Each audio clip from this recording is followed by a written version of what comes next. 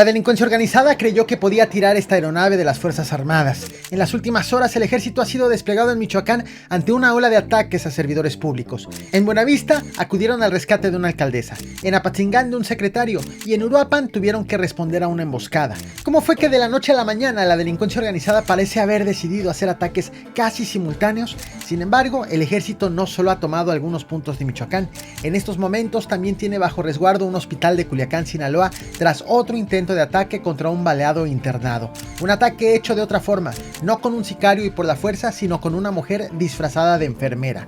Así transcurren las últimas horas en el combate a la delincuencia organizada en México, con otro polémico anuncio hecho desde Estados Unidos, ahora contra la facción de los Mayos. Y digo polémico porque ha puesto también bajo la mira a una diputada federal que, aunque acusa que es víctima de persecución política, el gobierno de Claudia Sheinbaum asegura que ya le congeló sus cuentas. Pero hay más. Mientras en algunos lados van contra servidores públicos, en otro punto del país son los policías quienes comienzan a ser investigados tras ser videograbados robando combustible.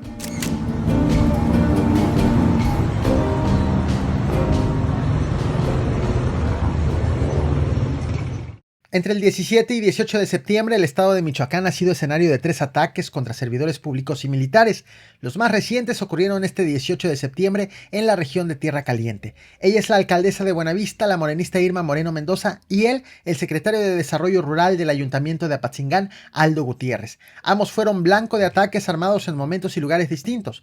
La agresión contra la presidenta municipal ocurrió cuando el vehículo en que se desplazaba fue emboscado por hombres armados en la carretera que conecta Apatzingán con Buenavista, cerca de la caseta de vigilancia ubicada en la entrada del municipio de Buenavista. De acuerdo con información preliminar, los disparos provenían de un cerro cercano. Fuentes estatales confirmaron que la funcionaria viajaba con su esposo y que ambos resultaron ilesos. Sin embargo, de inmediato las Fuerzas Armadas y la Secretaría de Seguridad Pública de Michoacán reforzaron operativos para dar protección a la alcaldesa y tratar de encontrar a los agresores. Fue justo allí cuando se reportaron disparos contra un helicóptero desplegado para los trabajos de reconocimiento.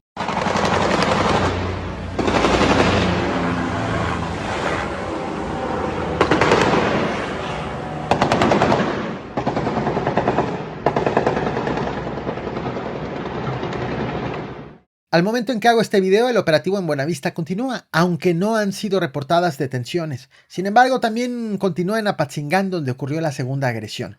También este 18 de septiembre, durante la mañana, el secretario de Desarrollo Rural del ayuntamiento fue herido de bala en el antebrazo cuando llegaba a su oficina. De inmediato, el funcionario se puso bajo resguardo y fue desplegado un operativo para protegerlo. Autoridades municipales reportaron que su estado de salud es estable y se encuentra fuera de peligro, en tanto que los agresores lograron darse a la fuga. Apenas unas horas antes, el secretario de Seguridad de Michoacán, Juan Carlos Oseguera, reveló que se intensificaron las labores operativas y de inteligencia en la región de Apatzingán. Incluso acudió a una reunión de la Mesa Ciudadana de Seguridad y Justicia y a la toma de protesta del nuevo comandante de la 43 Zona Militar, el general José Luis Bucio Quirós, con el objetivo de coordinar esfuerzos para reforzar la seguridad en el área. Ambos ataques, los de Buenavista y Apatzingán, no cayeron del todo por sorpresa. Durante la primera semana de agosto, en la región se desató una ola de violencia, tras lo cual corrió el rumor de que la alcaldesa de Buenavista huiría del municipio. Sin embargo, en aquella ocasión, el gobernador, el morenista Alfredo Ramírez Bedoya, aseguró que ya habían sido desplegados operativos para garantizar la seguridad en la zona, lo cual finalmente no ocurrió. Persecución del delito en Tierra Caliente, en Apatzingán, y brindemos también seguridad en la zona de Buenavista. ¿Sigue trabajando la alcaldía de Buenavista? ¿Sigue trabajando? Sí, sigue trabajando. Estas imágenes fueron tomadas un día antes, el 17 de septiembre. Aquí, tras un operativo de vigilancia de rutina del ejército en caminos de terracería de la zona limítrofe entre Uruapan y Siracuaretiro, también en Michoacán, hombres armados tendieron una emboscada a los militares. Fue alrededor de las 3 de la tarde cuando un grupo de sicarios abrió fuego. Sin embargo, los federales lograron repeler la agresión. El balance: 2 presuntos agresores abatidos.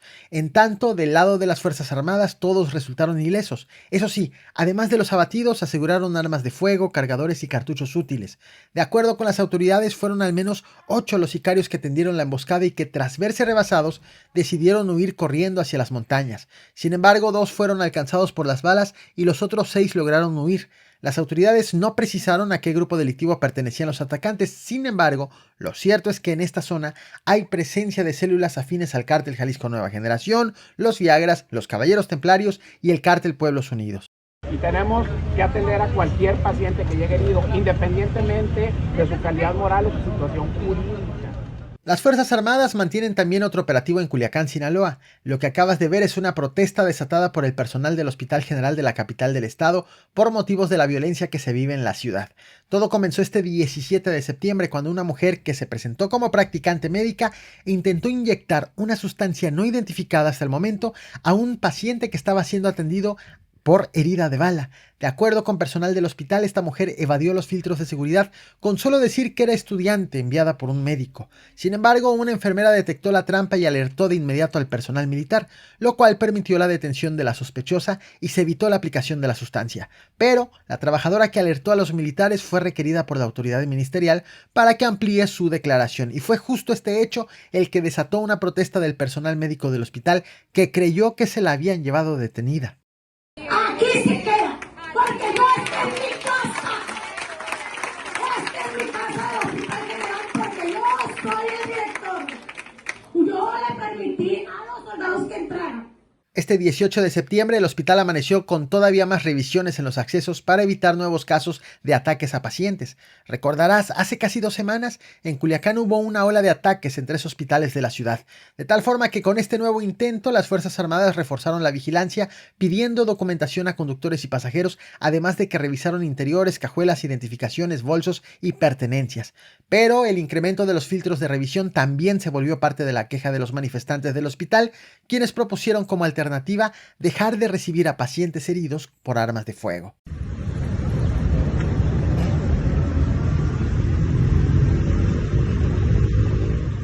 Al igual que en Michoacán, en Culiacán también fue registrada una emboscada contra elementos del ejército. Sin embargo, aquí las Fuerzas Armadas sacaron la peor parte. A las 4:40 de la madrugada, un grupo de sicarios interceptó a soldados a bordo de una camioneta a la altura del poblado de la Laguna Canachi, en Culiacán.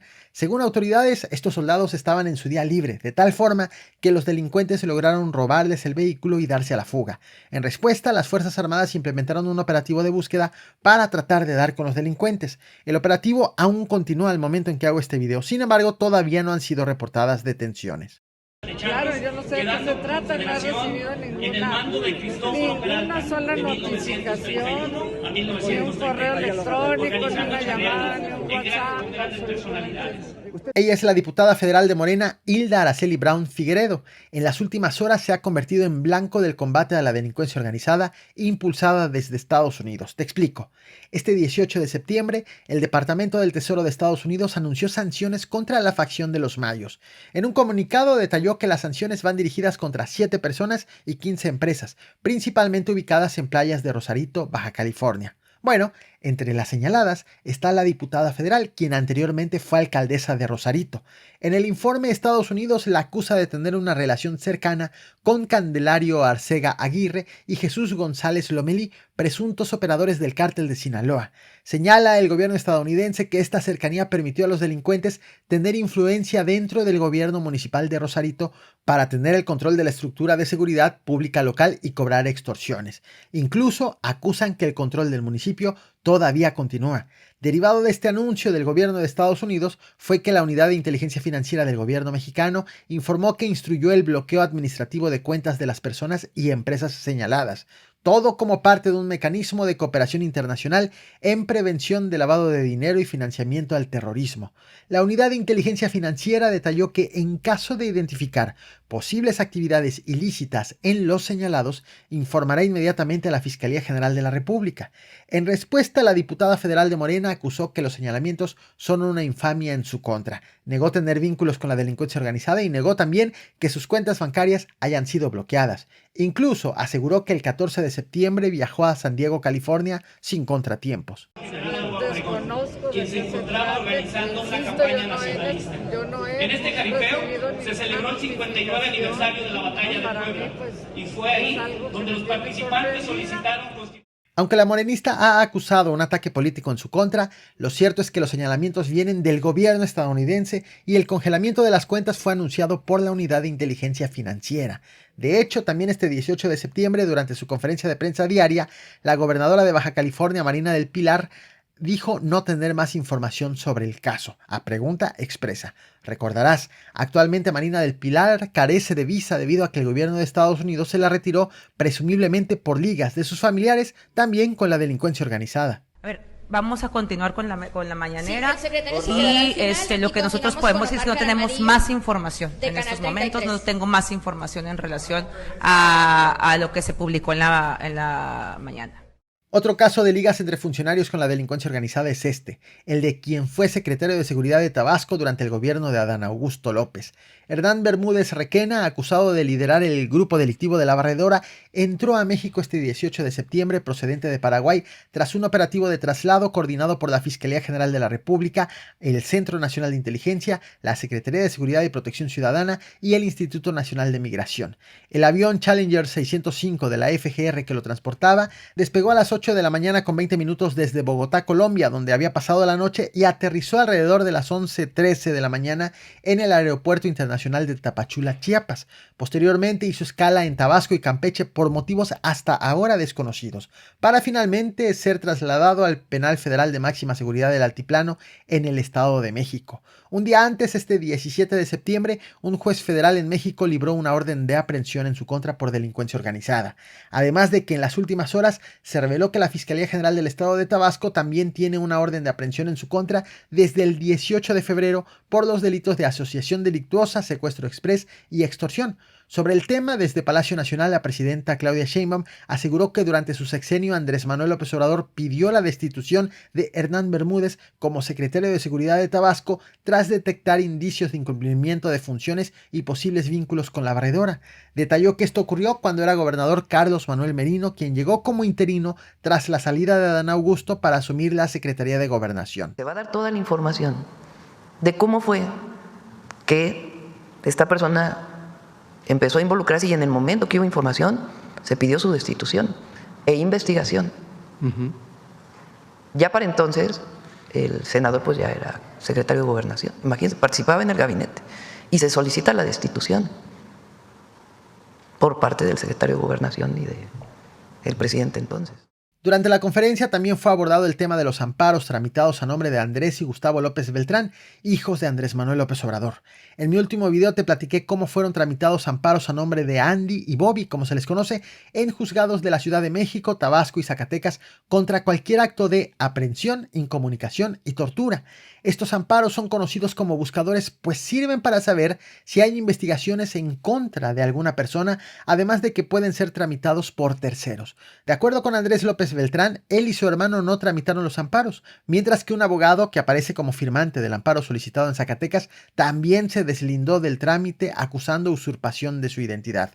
Bueno, este 18 de septiembre la presidenta pidió que se investigue quién promovió esos amparos. Y algo más, aseguró que los hijos de Andrés Manuel López Obrador no están en la indagatoria elaborada por la Fiscalía General de la República relacionada con el huachicoleo a gran escala encabezada por mandos de la Marina. Primero me gustaría preguntarle que usted sepa si los hijos del expresidente Andrés Manuel López Obrador están mencionados en el expediente de este caso en la Fiscalía General de la República. No. ¿Es así? No. No están mencionados. No. Y ya entrados en el tema de la investigación del huachicoleo fiscal, también este 18 de septiembre Morena le quitó al priista Alejandro Moreno la presidencia de la Comisión de la Marina, una comisión que cobra especial relevancia debido a las investigaciones que pesan sobre varios integrantes por el tráfico ilegal de combustible. La justificación, el grupo parlamentario del PRI se redujo a 13 escaños tras la salida del senador poblano Néstor Camarillo, quien se incorporó a Movimiento Ciudadano, de tal forma que durante una reunión previa a la apertura de la sesión en el Senado, un grupo de senadores acordó que la presidencia de la Comisión de Marina quedara en manos del senador Carlos Lomelí, empresario jalisciense perteneciente a la bancada de Morena. El coordinador de los senadores de Morena, Adán Augusto López, explicó que al disminuir el número de integrantes del PRI, corresponde entonces a Morena asumir la conducción de esta comisión legislativa. Esto desató una serie de críticas por parte del priista hacia el morenista. Y lo diré muy claramente, Adán Augusto, el narco senador de Morena, todos ustedes lo saben, está enamorado aquí en el Senado. Ustedes lo saben. Está enamorado de proteger a los criminales. Eso lo ha hecho siempre. El grupo parlamentario del PRI pierde una presidencia de mesa directiva en virtud de que cambió la proporcionalidad. Otro episodio de gran relevancia en el terreno legislativo corresponde al proyecto de presupuesto de egresos de la Federación 2026, que considera para el próximo año incrementar en 64% los recursos destinados a la Secretaría de Seguridad y Protección Ciudadana, encabezada por Omar García Harfuch. De acuerdo con la propuesta, la Secretaría de García Harfuch pasaría de tener 36.632 millones de pesos en 2025 a 60.110 millones en el 2026.